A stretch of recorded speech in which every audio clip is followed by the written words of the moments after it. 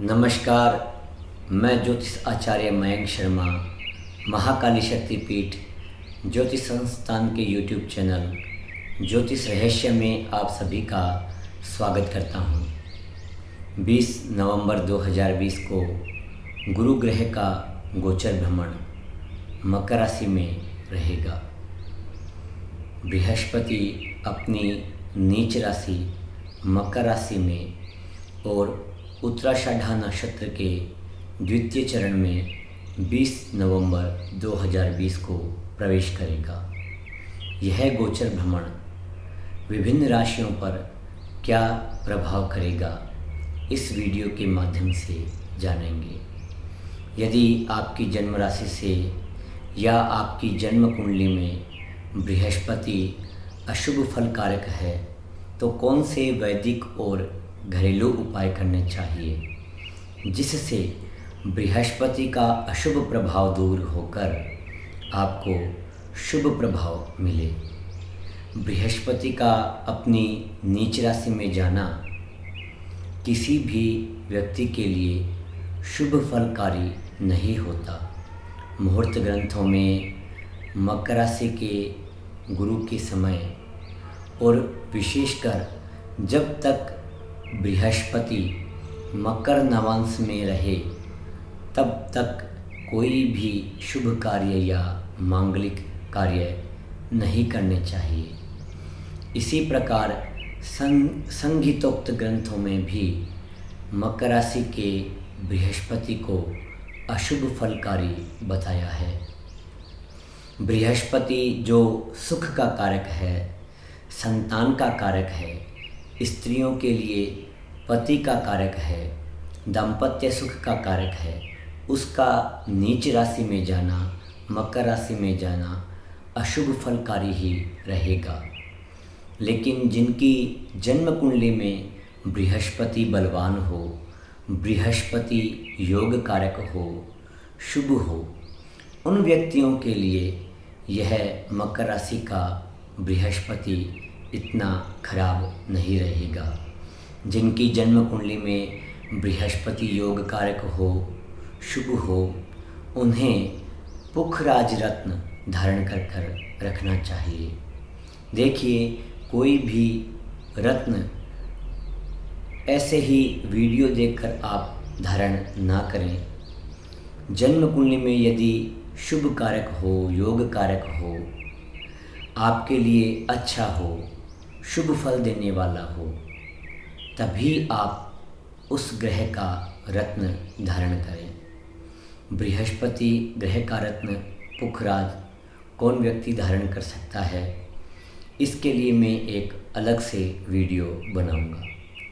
फिलहाल यहाँ पर हम अपने मूलभूत विषय बृहस्पति का मकर राशि में गोचर भ्रमण जन्म राशियों पर क्या प्रभाव डालेगा, शुभ प्रभाव होगा, अशुभ प्रभाव होगा, इसके बारे में जानेंगे। मेष राशि वालों के लिए दशम भाव में गुरु का गोचर भ्रमण अशुभ फल कारक है। कार्य क्षेत्र में बाधा या मेष राशि वाले जो कोई नौकरी आदि कर रहे हैं उनके प्रमोशन आदि में बाधा रहेगी। प्रतिष्ठा मान सम्मान में कमी होगी और जिस भी कार्य क्षेत्र में व्यक्ति है उसमें उसे रुकावट महसूस होगी। तो मेष राशि वालों के लिए दशम का गुरु गोचर भ्रमण अशुभ फलकारक बताया गया है। गुरु से संबंधित वस्तुओं का दान करें, गुरु ग्रह के मंत्रों का जप करें। वृषभ राशि वालों के लिए मकर राशि का गुरु नवम भाव में गोचर भ्रमण करेगा। नवम भाव का गुरु गोचर भ्रमण ज्योतिष ग्रंथों में शुभ बताया गया है, शुभ फलकारी बताया गया है। देखिए, वर्तमान समय में मकर राशि में शनि ग्रह भी साथ में रहेगा। तो गुरु शनि के साथ में रहने से गुरु का जो नीच प्रभाव है, जो नीच राशि का प्रभाव होता है, वह दूर होगा उसका नीच भंग होगा। तो इतना अशुभ फलकारी नहीं रहेगा जब तक शनि मकर राशि में है। तो वृषभ राशि वालों के लिए नवम भाव में गुरु का गोचर भ्रमण धर्म की वृद्धि कराएगा, भाग्य की वृद्धि कराएगा, व्यक्ति को भाग्य सपोर्ट करेगा, व्यक्ति का अचानक से भाग्य चमक उठेगा, उसे कार्य क्षेत्र में सफलता मिलेगी, व्यक्ति को धार्मिक कार्यों से लाभ होगा, जो धर्म के कार्य हैं, दान यज्ञ आदि से लाभ होगा, उनका पूर्ण फल मिलेगा, दैव कृपा होगी। मिथुन राशि वालों के लिए अष्टम गुरु का गोचर भ्रमण बहुत ही अशुभ फलकारी बताया है। अष्टम भाव में ही शनि भी गोचर भ्रमण कर रहा है। तो दो बड़े ग्रहों का अष्टम भाव में गोचर भ्रमण मिथुन राशि वालों के लिए अशुभ फलकारी है। मान प्रतिष्ठा की कमी, अचानक से धन का नुकसान होना, इस तरह के फल अष्टम गुरु के मिलते हैं। तो मिथुन राशि वालों को भी बृहस्पति के जप दान आदि करने आवश्यक हैं। कर्क राशि वालों के लिए सप्तम का गुरु गोचर भ्रमण शुभ फलकारी रहेगा, व्यापार आदि में लाभ होगा, विवाह विषयक कार्यों में संतान से संबंधित सुख प्राप्त होगा। जिनकी जन्म राशि सिंह है उनके लिए छठे भाव में गुरु का गोचर भ्रमण खराब रहेगा, शत्रुओं से बाधा, रोगग्रस्त होना, ऋण का होना, इस तरह के अशुभ फल मिलेंगे। सिंह राशि वालों को भी गुरु ग्रह के जप दान आदि करने आवश्यक हैं। इसी प्रकार कन्या राशि वालों के लिए पंचम भाव में गुरु का गोचर भ्रमण शुभ फलकारी रहेगा, संतान से संबंधित सुख मिलेगा, अचानक से धन लाभ होगा, व्यक्ति की मंत्रणा शक्ति या व्यक्ति शिक्षा के क्षेत्र में है तो शिक्षा के क्षेत्र में सफलता मिलेगी, उच्च शिक्षा के योग बनेंगे। विद्यार्थियों के लिए यह समय बहुत ही अच्छा रहने वाला है, क्योंकि गुरु ग्रह ज्ञान का कारक है और पंचम भाव में गुरु का गोचर भ्रमण ज्ञान से संबंधित सुख देता है। तो जो व्यक्ति शिक्षा के क्षेत्र में हैं उन्हें बहुत ही अच्छा लाभ होगा। गुरु ग्रह विवेक का कारक भी है, कौन सा कार्य करना चाहिए नहीं करना चाहिए, वह स्वयं के लिए हितकर है या अहितकर है, इसका कार्य करने से पूर्व विचार करना, इसे विवेक कहते हैं। तो पंचम भाव का बृहस्पति विवेक व्यक्ति को देता है, तो व्यक्ति विवेकशील होगा।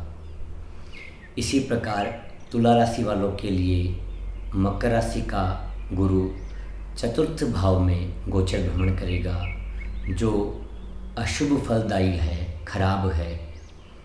सुख में कमी होगी, व्यक्ति को माता से संबंधित चिंता रहेगी, व्यक्ति को यदि कोई व्यक्ति गृह निर्माण या वाहन आदि खरीदने के बारे में सोच रहा है तो उनके कार्यों में व्यवधान, रुकावट उत्पन्न होगी।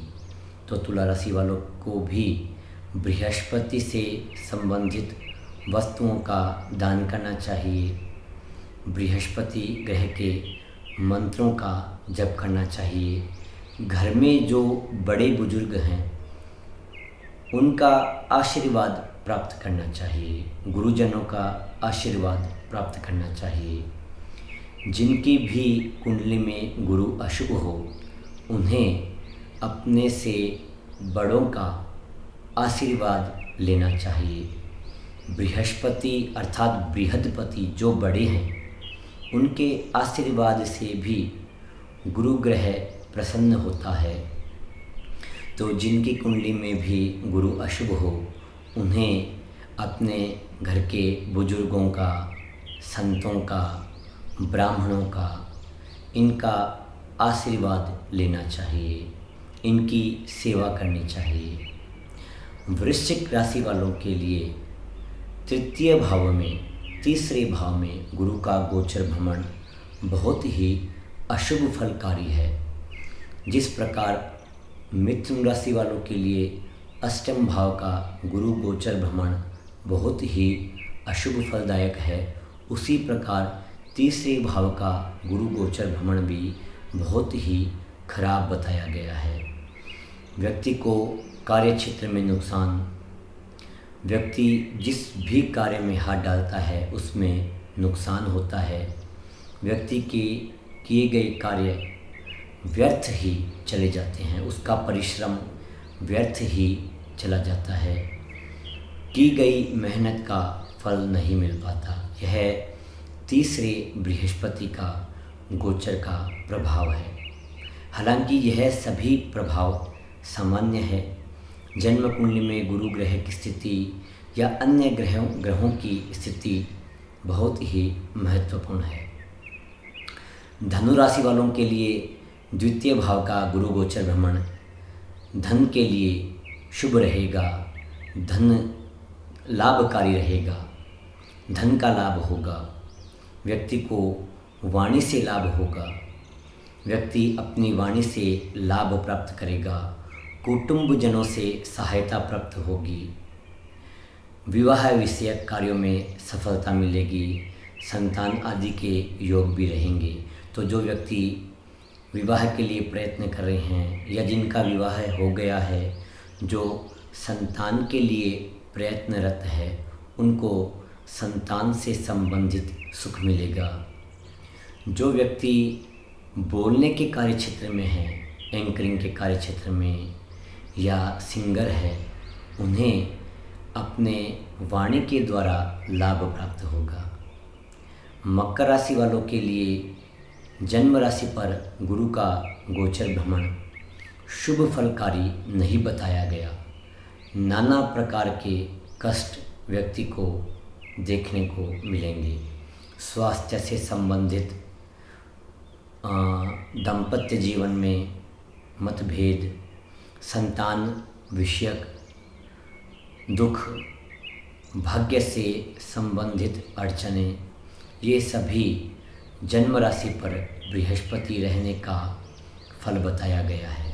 लेकिन यह केवल सामान्य प्रेडिक्शन है।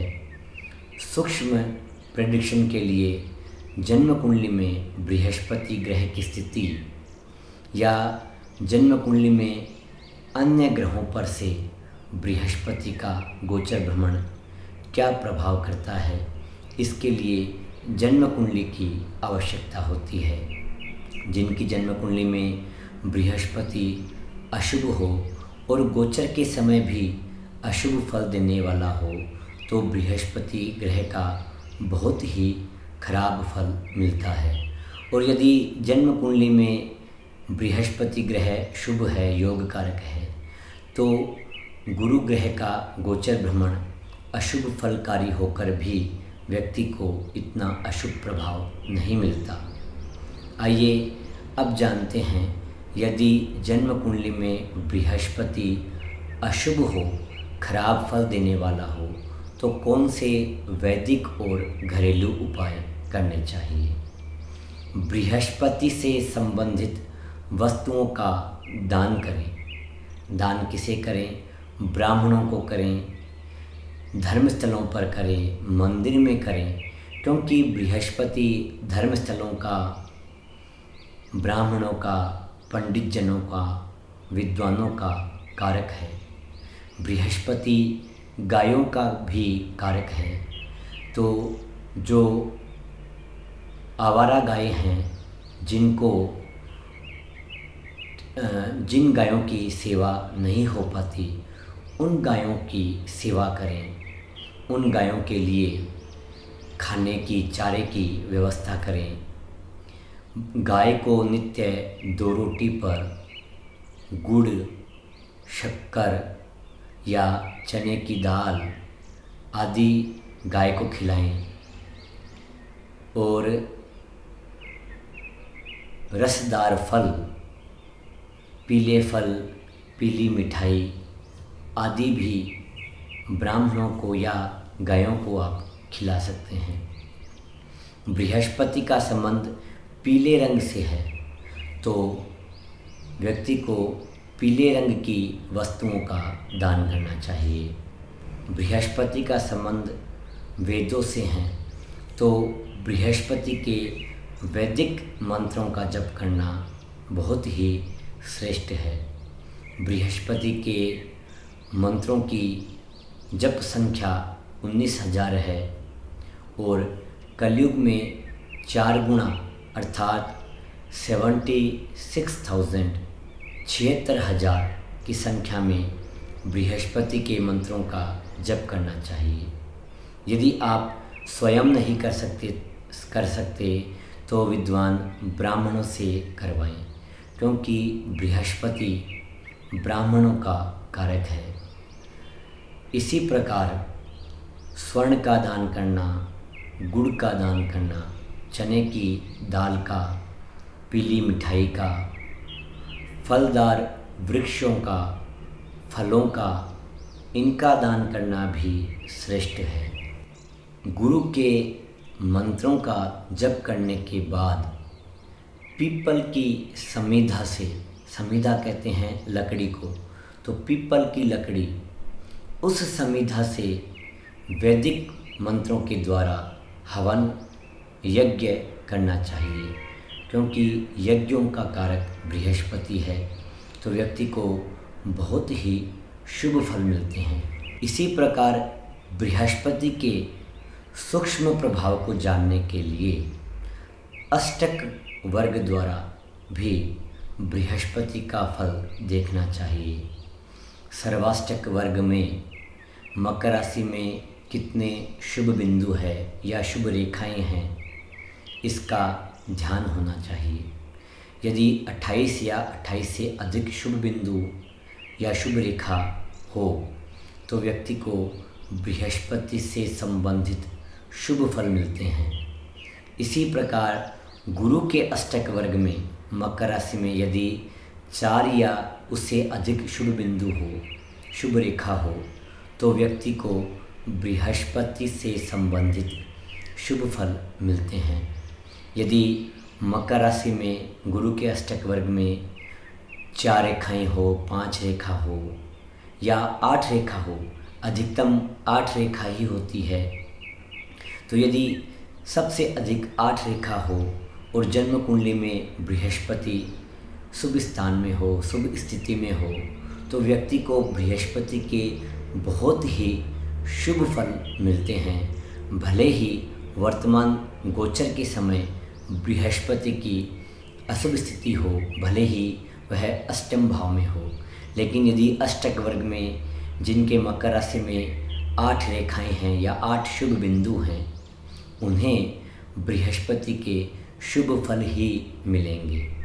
तो अष्टक वर्ग के द्वारा भी गोचर का विचार अवश्य ही करना चाहिए। इसी प्रकार आपके जन्म नक्षत्र से गुरु का गोचर भ्रमण किस तारा में हो रहा है, जैसे आपका जन्म जिस नक्षत्र में होता है उसे जन्म तारा कहते हैं, जन्म तारांश कहते हैं।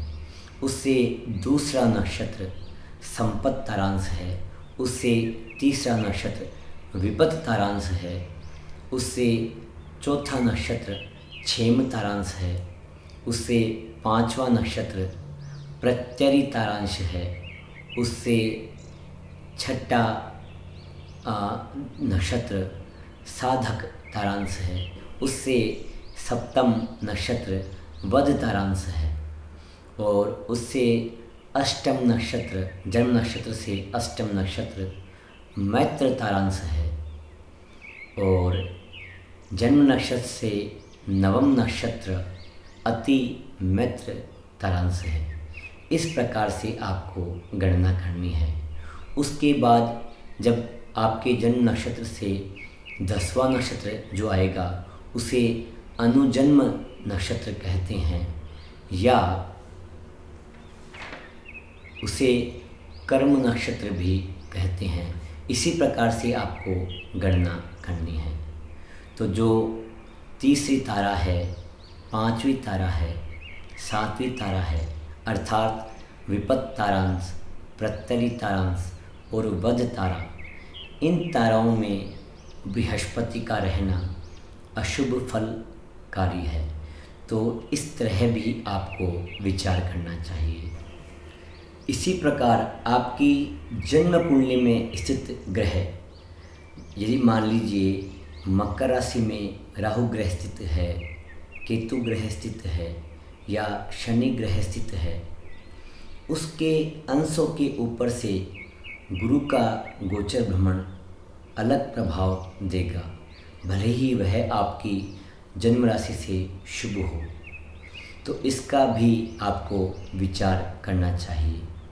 प्राय ज्योतिषी लोग यह भूल करते हैं, केवल ग्रह का सामान्य फलादेश व्यक्ति को बता देते हैं कि आपके द्वितीय भाव में बृहस्पति का गोचर प्रभाव शुभ रहेगा। लेकिन यदि द्वितीय भाव में राहु की स्थिति हो, केतु ग्रह की स्थिति हो, मंगल ग्रह की स्थिति हो, तो उस ग्रह का अलग प्रभाव आएगा। राहु के ऊपर से या केतु ग्रह के ऊपर से, शनि ग्रह के ऊपर से गुरु ग्रह का गोचर भ्रमण अशुभ फलकारी होता है। तो इस तरह का विचार भी करना चाहिए। इसी प्रकार गुरु ग्रह,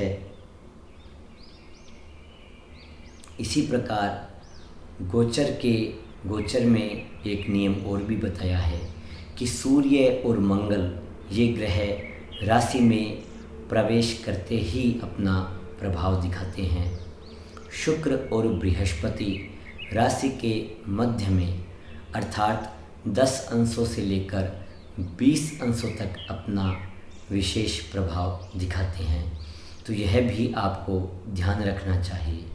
यह नहीं है कि गुरु ग्रह मकर राशि में प्रवेश करते ही अपना शुभ या अशुभ प्रभाव आपको दिखाने लग जाएगा।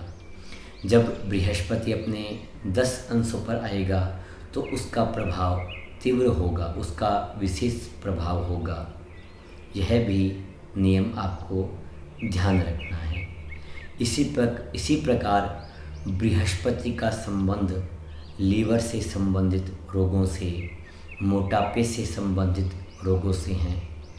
तो जिन व्यक्तियों की कुंडली में बृहस्पति अशुभ हो, रोग कारक हो, तो उन्हें मोटापे से संबंधित या लीवर से संबंधित समस्या हो सकती है। तो उन्हें बृहस्पति के मंत्रों का जप करना, बृहस्पति से संबंधित वस्तुओं का दान करना शुभ रहेगा। इसी प्रकार एक बृहस्पति पुरुष नक्षत्र विधि और है, उसके द्वारा भी आपको बृहस्पति के शुभत्व और अशुभत्व का विचार करना चाहिए। कहने का अभिप्राय यह है कि केवल गोचर के भ्रमण को, कि आपकी जन्म राशि से द्वितीय, पंचम, सप्तम, नवम और एकादश भाव में गुरु का गोचर भ्रमण शुभ बताया है, केवल इसको आधार मानकर ही इसके प्रभाव को ना जानें।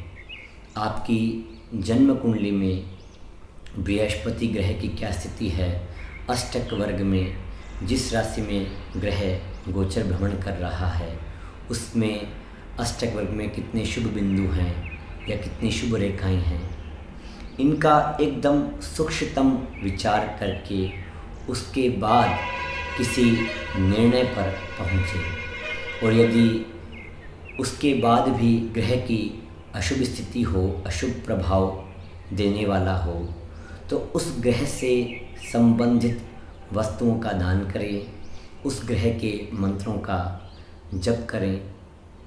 इसी प्रकार गोचर विचार में वेद का विचार भी किया जाता है। जैसे द्वितीय भाव में गुरु का गोचर भ्रमण अच्छा बताया गया है।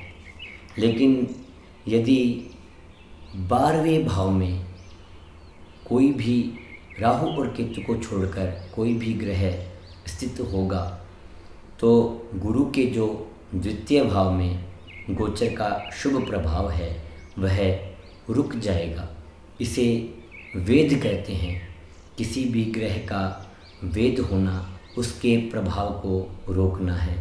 इसी प्रकार विपरीत वेद भी होता है। जैसे जन्म कुंडली में गुरु का तीसरे गोचर का प्रभाव खराब बताया गया है, तो यदि तीसरा गुरु का गोचर भ्रमण अशुभ फलकारी है, लेकिन यदि बृहस्पति से दूसरे स्थान पर कोई अन्य ग्रह हो राहु केतु को छोड़कर, तो तीसरे गोचर के अशुभ प्रभाव का वेद हो जाता है, अर्थात अशुभ प्रभाव रुक जाता है, अशुभ प्रभाव नहीं होता। इस तरह आपको वेद का और विपरीत वेद का भी विचार करना चाहिए। यह विषय बहुत ही विस्तृत है, सभी बातें एक ही वीडियो में नहीं बताई जा सकती। यदि आप जन्म कुंडली दिखाना चाहते हैं, बनवाना चाहते हैं, किसी भी ग्रह के बारे में सूक्ष्म फलादेश प्राप्त करना चाहते हैं, कोई भी शुभ कार्य प्रारंभ करने से पूर्व मुहूर्त प्राप्त करना चाहते हैं, जन्म कुंडली का मिलान करवाना चाहते हैं, गुण मिलान करवाना चाहते हैं, विवाह से संबंधित शुभ मुहूर्त प्राप्त करना चाहते हैं, गृह निर्माण के लिए, गृह प्रवेश के लिए, नए व्यापार को प्रारंभ करने के लिए, किसी भी कार्य को प्रारंभ करने के लिए शुभ मुहूर्त प्राप्त करना चाहते हैं, तो आप स्क्रीन पर दिए गए नंबरों पर मेरे से संपर्क कर सकते हैं। आशा करता हूँ आपको गुरु का गोचर भ्रमण समझ में आ गया होगा। यह वीडियो यदि आपको अच्छा लगे तो इसे लाइक करें, शेयर करें और चैनल को सब्सक्राइब करें। यदि आपका गुरु के गोचर भ्रमण को लेकर कोई भी प्रश्न है, कोई शंका है, तो स्क्रीन पर दिए गए व्हाट्सएप नंबरों पर आप मुझे डायरेक्ट मैसेज कर सकते हैं या कमेंट बॉक्स में भी मैसेज कर सकते हैं। आज के लिए इतना ही। नमस्कार।